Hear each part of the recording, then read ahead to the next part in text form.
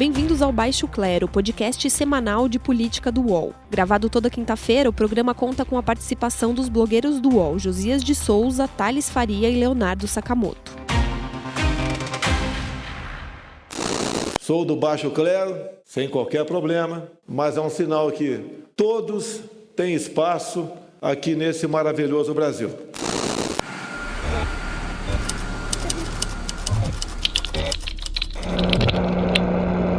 Olá, amigos e amigas, bem-vindos ao Baixo Clero, podcast semanal do UOL. Eu, Josias de Souza, falo de Brasília. Como de hábito, também está conosco em algum ponto da capital federal, Thales Faria. Olá, Thales. Olá, Josias. Olá, ouvintes. Falando de São Paulo, Leonardo Sakamoto. Olá, Sakamoto. Opa, Josias. Beleza, Thales? Beleza. Bem, nós hoje vamos tratar de dois temas. O primeiro diz respeito à política de segurança ou à ausência da política de segurança no estado do Rio de Janeiro. Falaremos também do hábito de Jair Bolsonaro de conceder entrevistas diárias ao sair do Palácio da Alvorada. O presidente produz polêmicas em ritmo diário. A última delas foi relacionada às queimadas na Amazônia, e o presidente responsabilizou as ONGs. Mas vamos começar falando da política de segurança do Rio. Nós resolvemos tratar desse tema porque houve um assunto que mobilizou o país, que foi aquela operação executada na Ponte Rio-Niterói, no Rio de Janeiro. A polícia eliminou um bandido que mantinha quase 40 reféns num ônibus por 3 horas e meia, um pouco mais, e, a meu ver, agiu com eficiência a polícia quando eliminou com um tiro de precisão esse bandido. Mas houve uma cena que destoou do acerto da polícia, que foi o governador do Rio descendo de helicóptero no local da encrenca, erguendo os punhos e comemorando a ação como se fosse um gol. O governador Wilson Witzel, a meu ver, potencializou uma sensação de que ele sofre de uma espécie de neobonapartismo narcísico. Ele não consegue se conter. E eu acho, quero ouvir vocês, eu acho que polícia não é boa ferramenta de marketing político. O que é que você acha, Sakamoto? Olha, Josias, concordo com você em gênero, número e grau. Olha, a polícia, é claro, ninguém torce pela morte de reféns, de policiais, de assaltantes, de ninguém. Agora, há casos que não tem jeito, a polícia vai tomar as medidas necessárias para preservar a vida das vítimas, dos sequestrados. Acabou o sequestrador entrando em óbito, né? Agora, ao que tudo indica, né? O policial, ele agiu de acordo com os protocolos e cumpriu seu dever. Ponto. Né? Agora, a partir disso, o que se esperava de um governador do estado é que tivesse uma posição um pouco mais, digamos, de governador do estado, que não saísse dando soquinho no ar, dando pulinho. Agora, isso se enquadra, isso se encaixa na política, na narrativa do próprio Witzel, que tem defendido sistematicamente o uso de snipers em comunidades pobres com o objetivo de abater suspeitos de forma preventiva. Muitas vezes a população, algumas pessoas não entendem o trabalho da polícia, que às vezes tem que ser dessa forma.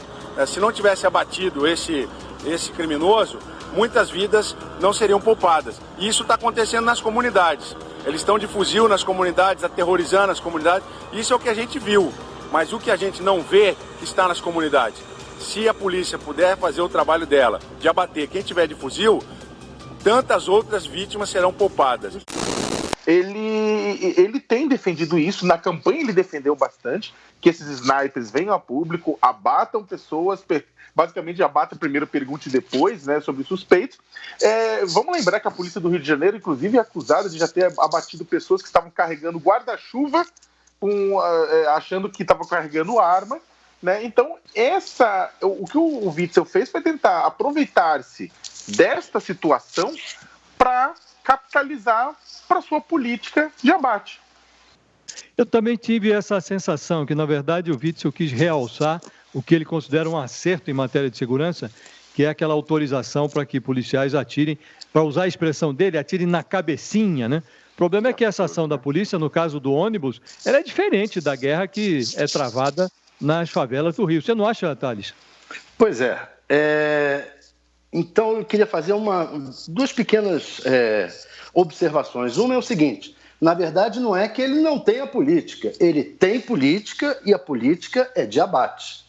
Foi a campanha dele e é o que é a política do Rio no momento. O fato de não ter ocorrido o que ocorreu naquele ônibus, 174, 173, que o sniper foi atirar e acertou na professora, o fato de não ter ocorrido isso, para a gente já é um sucesso. Sucesso mesmo seria, numa operação dessa, você tirar o cara, prender o cara e não ter ocorrido morte nenhuma. Esse é que seria o sucesso completo. A polícia cumpriu o protocolo, etc. e tal, os reféns saíram vivos, isso é menos mal, mas não dá para dizer que foi um sucesso, na minha opinião. Quando nós formos civilizados, sucesso será uma operação dessas sair com todo mundo vivo e o cara preso. Evidente que você tem razão, Thales. O ideal é que não morra ninguém. Agora, o fato é que estava ali um sujeito, depois se descobriu até que ele estava com uma arma de brinquedo, mas ele tinha lá garrafas PET de gasolina penduradas no ônibus. Você estava diante do insondável, você não sabia o que ia ocorrer. E houve ali, pelo que se noticiou, uma análise psicológica do personagem, tinha lá uma psicóloga da polícia.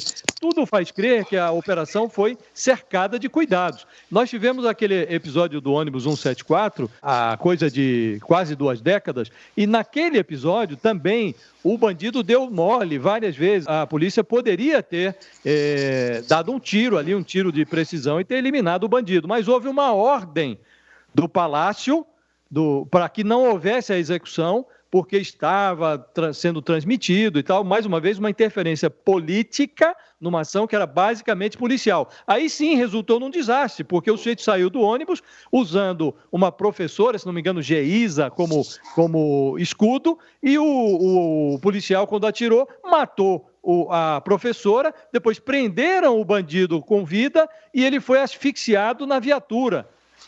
Removeram o sujeito da cena do crime. Mas é o que eu estou dizendo. Mas é o que eu estou te dizendo, Josias. É uma completa incompetência nesse país que a gente acha que foi um sucesso, uma operação que não foi um completo fracasso. Então, dentro disso, só para fazer um comentário que vocês dois estão falando, no dia inteiro depois do ocorrido, houve inclusive uma discussão, houve um embate de narrativas na internet, nas redes sociais, com relação à utilização do nome tragédia, né? Porque é o seguinte, o que aconteceu é uma tragédia no sentido amplo da palavra, no sentido estrito da palavra. Por isso mesmo, ninguém deveria comemorar. Uma pessoa sequestra um ônibus para uma vida de uma cidade, bota a vida das pessoas em risco, por mais que tinha arma de brinquedo, tinha gasolina lá também, sabe? Isso é uma tragédia também. É uma tragédia que a pessoa tem uma família que está desesperada, sem o filho agora e se sentindo culpada pelas outras famílias também. É uma tragédia a morte, é uma tragédia, tudo que se faz é uma tragédia. Agora, as pessoas que defendendo o Witzel, falando não foi uma tragédia, uma alegria, porque um marginal morreu. Isso, na verdade, acho que é uma coisa que choca muito, uma desumanização completa. E aí é uma segunda tragédia, que é um país, né, extremamente desumanizado. Exato. Não um país inteiro, mas uma parte do país que não consegue observar aquilo e ver o que aconteceu em todos os aspectos, todos possíveis. A polícia fez a coisa certa, agiu de forma correta, não tinha o que fazer, na minha opinião, mas tudo é uma tragédia. E a maior tragédia é que a comemoração do Witzel, para muita gente, servirá para uma futura campanha eleitoral dele, a favor dele. Porque você viu lá os memes, o povo jogando baralho na ponte, um monte de gente indo assistir como um grande espetáculo aquilo lá. Quer dizer, nós estamos numa situação que é uma tragédia. Se declarou candidato à presidência É verdade. Aproveitou o ensejo para se declarar candidato à presidência, porque está inflado por isso, achando que o povo está a favor disso, de matar as pessoas mesmo. Em verdade, a grande tragédia é a situação de segurança no Rio, né? Se projetarmos para o resto do país, a gente está vivendo um grande flagelo na área de segurança, né? Mas o que eu acho que era importante a gente deixar bastante claro aqui, pelo menos a meu ver, é que naquele caso do ônibus, que é um caso isolado e pontual, você ter a presença de atiradores de elite, como esse que deu o tiro certeiro no bandido ali, e eu acho que foi uma atitude correta diante da cena que se verificava ali. Essa necessidade do atirador de elite, nas favelas, a técnica exigida é outra. Ali tem que ser inteligência policial, ali não se deve sair dando tiro como preconiza o governador, sob pena de balear gente inocente. 6 jovens inocentes tombaram no Rio de Janeiro em menos de uma semana, em confrontos entre policiais e traficantes, e o governador não desceu de helicóptero em nenhuma comunidade para confortar famílias de inocentes e nada disso. Quer dizer, num cenário como esse, cada vez que se manifesta o Witzel, da forma como ele se manifesta, ele se torna um pequeno homem perto da dimensão do problema da segurança. E no Rio, a impressão que se tem é que o poder político ele virou uma espécie de parafuso espanado. A solução do tiro na cabecinha transforma o governador num personagem de ficção, tentando administrar o insolúvel, né? Eu não quero aproveitar o fato de ser carioca para defender o Rio de Janeiro. Eu só quero dizer o seguinte, isso não é o Rio, isto é o Brasil no momento. Isto é o Brasil. Então, foi o que eu disse no início. Eu acho apenas que no Rio a coisa se manifesta de forma mais evidente, porque a topografia do Rio é um pouco mais... diferente de São Paulo, por exemplo. Isso, a polícia mata a gente na periferia de São Paulo, a gente fica nem sabendo. No Rio, a topografia é diferente, né? E tem uma coisa, duas coisas comentando, o Josias falou que ele é um homem pequeno, né, dentro disso tudo. O problema é que o Brasil... digamos que não seria o primeiro homem pequeno que o Brasil elege ultimamente. Agora, além disso, né, é muito louco. São Paulo, a topografia de São Paulo é de um castelo medieval, né? Você tem um centro rico, os rios, o fosso, né, e para fora a periferia, onde mata-se, morre, e ninguém fica sabendo. E o Rio é salpicado de morro. A periferia e o centro estão um do lado do outro, né? O problema é que aí o Rio, o Rio ele acaba o Rio é uma entranha aberta da nossa natureza hoje, né? Pareceu a ponte Rio-Niterói o Coliseu naquele momento, sabe? Eu na verdade, aquilo me deixou um pouco mais deprimido com relação ao futuro, na verdade, mas... Muito, gente, eu acho que, dito tudo isso, esgotamos aqui o primeiro tópico, né? Terminamos o nosso primeiro bloco e voltamos daqui a pouco. Neste ano, a ação policial no Rio de Janeiro já deixou 1.075 vítimas, um aumento de 19,6% em relação ao mesmo período de 2018, quando houve 899 mortes. O mês de julho registrou um aumento de 49% nas mortes causadas por agentes do Estado em relação ao mesmo período do ano passado. Ao todo, foram 194 mortes, segundo dados divulgados pelo Instituto de Segurança Pública.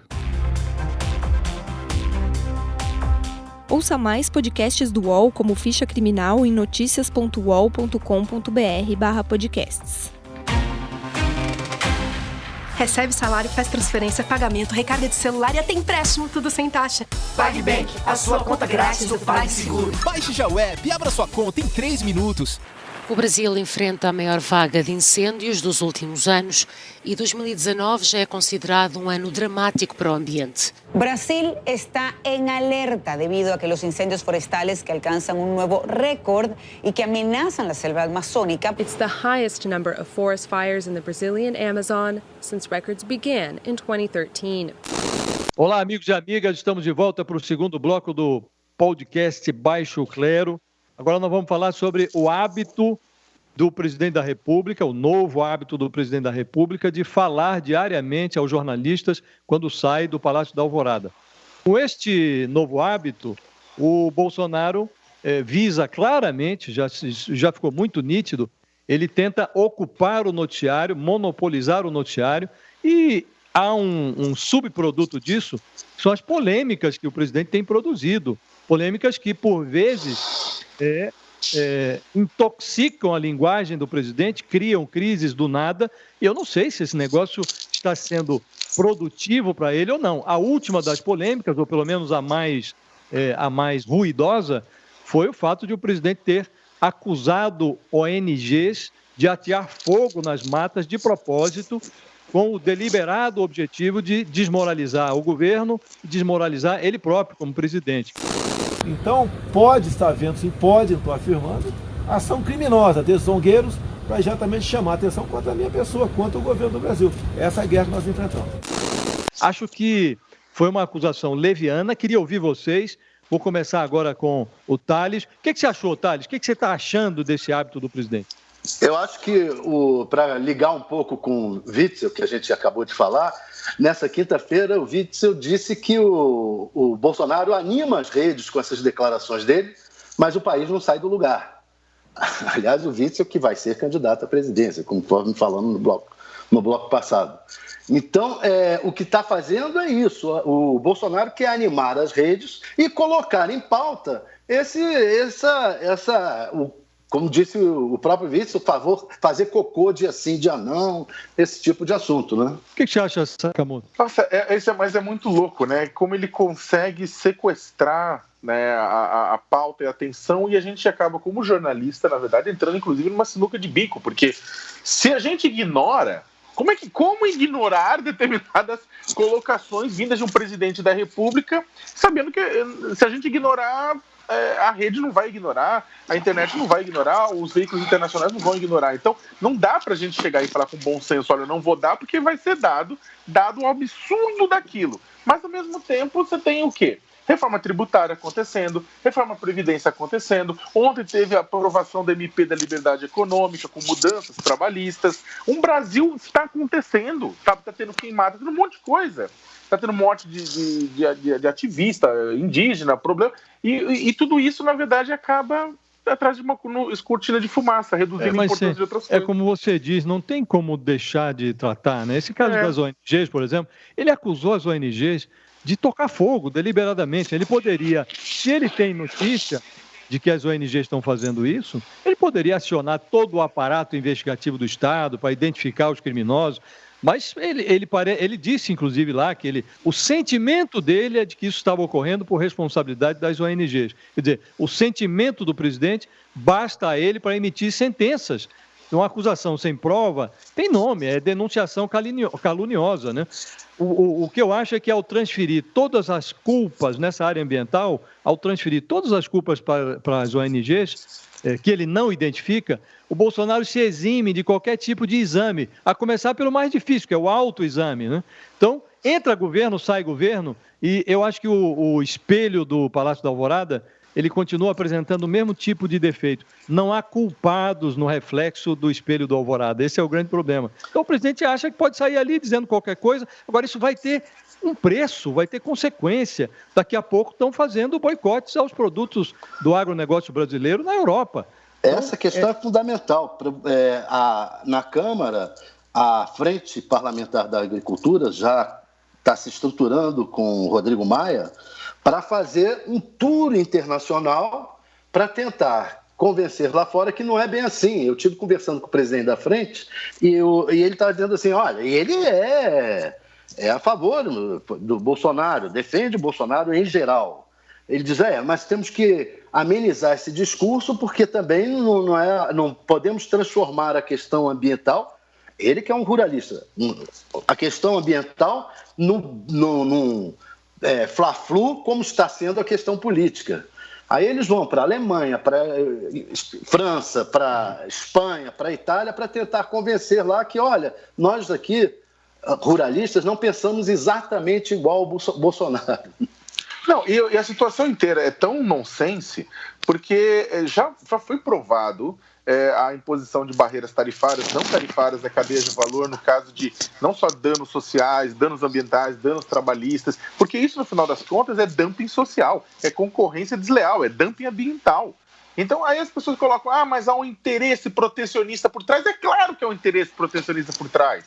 Pô, vamos ser adultos, é claro que tem. Só que a única diferença é que a gente tem culpa no cartório. A Amazônia está acontecendo o que o pessoal fala que está acontecendo. Então, A gente tinha que fazer a nossa lição de casa. O Bolsonaro responde a isso botando culpa na ONG, dizendo, mas a Alemanha desmatou, mas a Noruega caça baleia, do tipo, e você quebrou o vaso da sua mãe, mas o irmãozinho também fez aquela caca. Cresce, presidente, pelo amor de Deus, né? Nós temos exemplo para dar para a Alemanha, inclusive, sobre meio ambiente. Então eles têm a aprender muito conosco. Todas essas coisas que você está mencionando, elas surgiram, as polêmicas todas surgiram lá na porta do Alvorada, né? Eu acho que nessa matéria ambiental nós estamos enfrentando o seguinte dilema. No início do governo, o Bolsonaro saiu-se com uma proposta absurda, que era transferir a questão do meio ambiente para o Ministério da Agricultura. Isso foi um absurdo tão grande que ele foi pressionado e acabou recriando o Ministério do Meio Ambiente. Mas hoje, olhando em retrospectiva, eu acho que o ideal se tornou o absurdo. Quer dizer, hoje, se nós tivéssemos ficado no absurdo, que era o meio ambiente na agricultura, nós estaríamos numa situação menos pior do que a que estamos hoje. Porque o ministro que ele botou lá é pior do que a ministra. Não, o ministro Ricardo Salles, que é um ministro do Meio Ambiente que descuida do ambiente inteiro. Ele não é ministro, é um antiministro, ele não defende o meio ambiente, então nós hoje estamos considerando o absurdo que teria sido colocar o meio ambiente na agricultura, é menos pior do que o que está acontecendo, porque a ministra Tereza Cristina, sendo ela uma fazendeira, uma agronegociante, ela está mais preocupada com a questão ambiental do que o ministro do meio ambiente, chegamos a esse ponto. Olha, eu só discordo de vocês com relação à questão da competência. Eu acho a área ambiental do governo a mais competente, porque ele está colocando em prática o projeto do Bolsonaro, que é exatamente que é ministro, né? Não, sim. Eu estou só fazendo uma brincadeira, porque eu acho que não é sério, é uma brincadeira, porque ele está sendo. É incrível a competência dele e muitas vezes ele fala de forma fria os maiores absurdos, né? Mas nós não somos e não estamos nos tornando, nem de longe, esse patinho feio que interesses comerciais ou campanhas midiáticas têm feito. Às vezes fala concordando com qualquer interlocutor, o Salles é muito bom nisso. E aí, só que depois ele vai implementando o quê? Ele vai deixando... mas eu não estou queimando, eu não estou botando não estou fiscalizando. Imagina, você tem um desmonte da fiscalização, um desmonte do sistema de monitoramento, o INPE sendo atacado, e aí o pessoal com laissez-faire, laissez-passer lá dentro da Amazônia, fazendo o que quiser, e ele falando não, tá tudo ok, tá funcionando tudo, existe uma conspiração internacional contra a gente. Segundo o Instituto Nacional de Pesquisas Espaciais, o INPE, o país registrou entre janeiro e o último dia 19 de agosto um aumento de 83% das queimadas em relação ao mesmo período de 2018, com 72.843 focos de incêndio até o momento. Neste ano, estima-se ainda que o desmatamento na Amazônia aumentou em 67,2% se comparado ao mesmo período de 2018. Essa linha do fazer o que quiser, eu acho que está prevalecendo também em outras áreas, né? Nessa entrevista de porta de palácio ali, o Bolsonaro, numa dessas entrevistas recentes, voltou a falar do Procurador-Geral da República. Está agora jogando isso para as calendas, já não se tem nem a convicção de que o presidente indicará o novo Procurador-Geral antes da saída da Raquel Dodge. E ele diz lá que tem muita gente, tem muito candidato, mas o Procurador-Geral da República é um dos homens mais poderosos, tem mais poder, tem um poder igual ao do presidente da República. E aí vem o filho dele, faz uma manifestação, o Flávio Bolsonaro, e diz, olha, tudo bem, mas vocês têm que entender, falou numa entrevista para o Estadão, vocês acham que nós vamos botar lá um petista na Procuradoria-Geral da República? Quer dizer, as pessoas perderam a dimensão do cargo. Estão confundindo um cargo de Estado, Procurador-Geral da República, cuja obrigação é zelar pelos interesses da sociedade, com um funcionário do governo, um serviçal do presidente da República. Então nós estamos lidando com esse assunto e o presidente fala com a maior disfarçatez sobre isso na entrevista lá na porta do Alvorada e isso está se tornando corriqueiro. Me parece absurdo. Né? E mais do que isso, é trágico você ter o Flávio Bolsonaro, que está sendo potencial investigado, né? Falando que ele vai escolher o Procurador-Geral da República. É um absurdo total. É novamente aquilo que a gente conversou aqui no programa já, é o governo tratando o país como o quintal da sua casa, né? Tipo, é o presidente do STF que consegue bloquear a investigação contra um filho do presidente, é o outro filho que é indicado para embaixador e tem um bonde de parentes usando um helicóptero das Forças Armadas para o seu casamento, é o outro filho que é vereador no Rio e despacha da mesa do pai, segundo o jornal Valor Econômico, ou seja, é isso, né? Agora, efetivamente, o Bolsonaro está sendo, em termos de política de comunicação, muito esperto, né? Ele me lembra um pouco, quer dizer, era o Collor, que saía com aquelas corridas na casa da Dinda, que o Josias cobriu muito, né?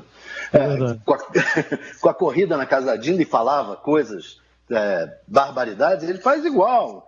Então eu acho que ele consegue manter uma linha direta com a opinião pública e tomar a mídia toda. Isso é estudado. Eu acho que você tem razão, Thales, eu acho que você tem toda a razão. Agora, tem o efeito inverso, né? Porque aos pouquinhos o Bolsonaro vai encostando o discurso dele num lote de ideias que começa daqui a pouco a cheirar estelionato eleitoral, porque ele agora está dizendo que foi eleito para interferir mesmo em órgãos como a Receita, a Polícia Federal, o COAF. Ele diz que está tudo aparelhado. Quando esses órgãos estavam ajudando lá a Força-Tarefa da Lava Jato a expor aqueles problemas, a roubalheira lá da era petista, o Lula e o pessoal em volta do PT também incluía auditores, delegados federais, tudo no rol dos conspiradores. E o Bolsonaro foi eleito com um discurso de que ia interromper o roubo, não cometer esse estelionato de desmontar a engrenagem que ajudou a levar a gente culpada para a cadeia. Quer dizer, ele faz isso no instante que o filho foge de uma investigação, que o Fabrício Queiroz continua sumido. Quer dizer, se ele não se cuidar, daqui a pouco ele vai ser acusado de plágio pelo PT. Isso tudo vai ser um outro programa, mas uma coisa que a gente podia discutir depois era também o que leva a massa de seguidores, os 30% de pessoas que apoiam o Bolsonaro, de acordo com o Ibope, de acordo com o Datafolha, o que leva a esse pessoal que votou provavelmente pela continuidade das investigações contra a corrupção e tudo isso mais, o que leva esse pessoal a continuar apoiando diante do desmonte do sistema de combate à corrupção e diante desse estelionato eleitoral. Será que a comunicação do Bolsonaro é tão boa mesmo nesse ponto ou tem mais algum processo, sei lá, patológico que a gente não está conseguindo ver? Vamos ver se continua esse apoio, né, Thales? Tem que ver como é que vai ficar adiante. Eu acho que ele está cercando bem o eleitorado dele. A tendência é ele ficar com esse eleitorado, com esses 20% a 30% cercados em torno dele, porque pensam parecido com ele e sempre pensaram, na minha opinião. Sempre teve uma parcela conservadora do eleitorado. Como diz o Sakamoto, isso é tema para um outro programa. Esse está chegando ao fim. Agradeço muito a atenção de todos que nos acompanharam até aqui. E na próxima semana vamos estar de volta. Muito obrigado a todos. Um abraço, Thales. Abraço, Sakamoto. Um abraço, José. Abraço, Thales. Um abraço para vocês. Até a semana que vem.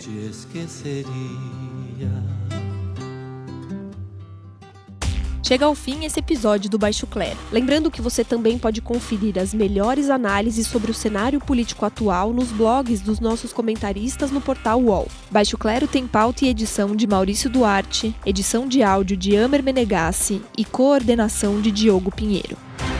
Está encerrada a sessão!